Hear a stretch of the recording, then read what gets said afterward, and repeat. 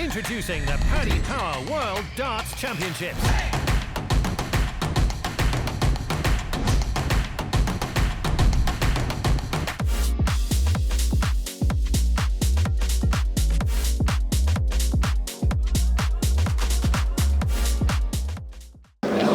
Welcome back to Online Darts. We're here at the Paddy Power World Championship Media Day, and we've got Matt Porter.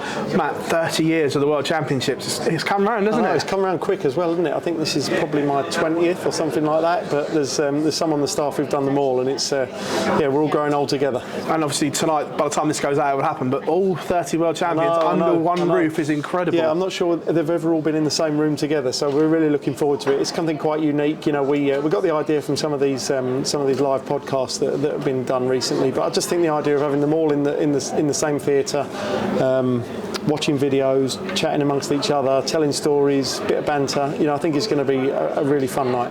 Yeah, and what an incredible year it's been. The standard's gone up yet again. Luke Humphries is on a crest of a wave right now.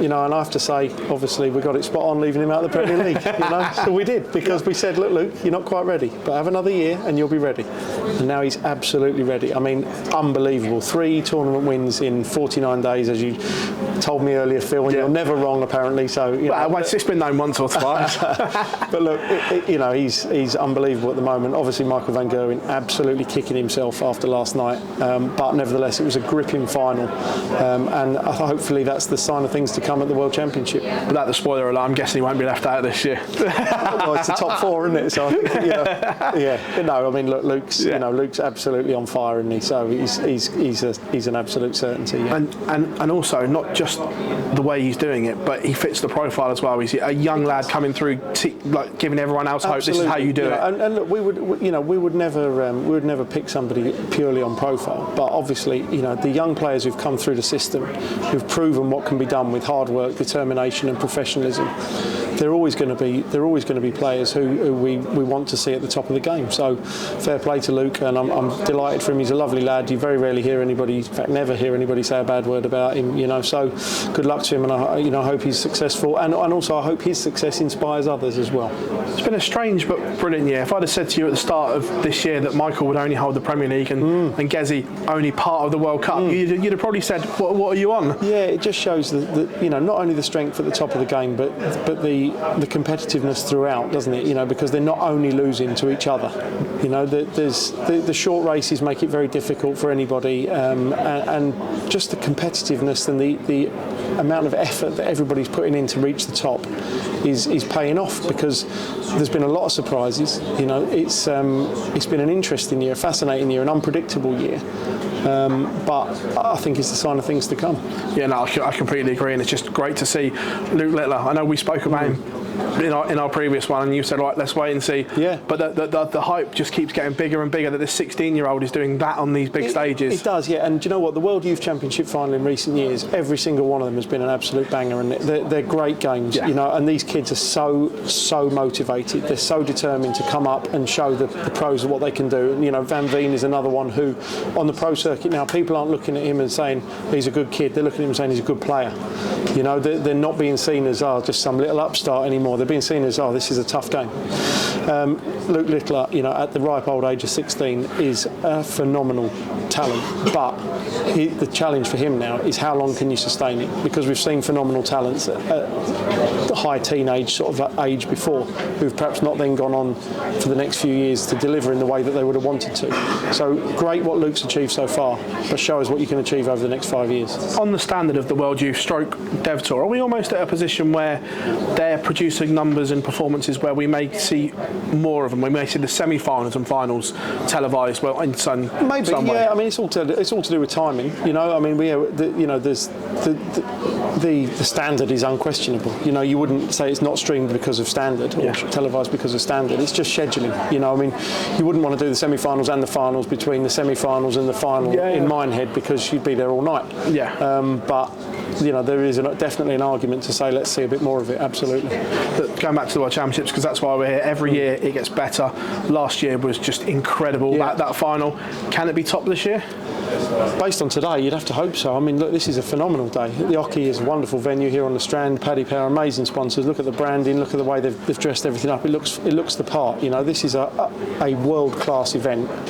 with world-class staging, world-class players, world-class crowd. Every single thing to do with the World Darts Championship is on point. You know, it is one of the world's iconic sporting events now. London at Christmas, everything works. You know, and the players know the pressure on them obviously to deliver is huge, but the rewards are huge as well. £500,000 to the winner is a prize that they must go to sleep at night thinking about, you know, for months and months on end. So it's going to take a lot to top the greatest leg, but greatest things are only ever there to be broken, aren't they? So let's see what happens. Yeah, obviously when we spoke back in September, we were obviously talking about what Bo's decision was going to be. She obviously is going to miss it. Were you disappointed with her decision? No, I understood it completely, you know, and I half expected it, and fair play to Bo. You know, I admire anybody who makes their own decisions and makes decisions that are right for them. You know, and it's not up to anybody else to say whether she's made the right or wrong decision. She has to make. She plays for herself. She will be judged by herself. Her legacy will be set by herself. So she has to make her own decisions. Absolutely fair play to her, and I hope she has a successful Lakeside. When we spoke about obviously the rules was in place that mean that place couldn't then go back ban the women's. Is that something that's going to be interesting in 24? So we keep the 3 women in the World Championships. Maybe, you know, no. I mean, look, the idea is whether you're a woman, a man, young, old, British, German, Australian, whatever. You know, the idea is that you're rewarded for what you achieve. You know, so you can't just say, oh well, someone achieved something, but they're not going to play, so let's give somebody who hasn't achieved something. You know, there's certain scenarios with orders of merit. You can say, yeah, the next one down because they've had a good year, they've had a good series, whatever. But on a one-off tournament, it's not as straightforward to say that. You know, there's certain scenarios where you would do it, but there's others where you wouldn't.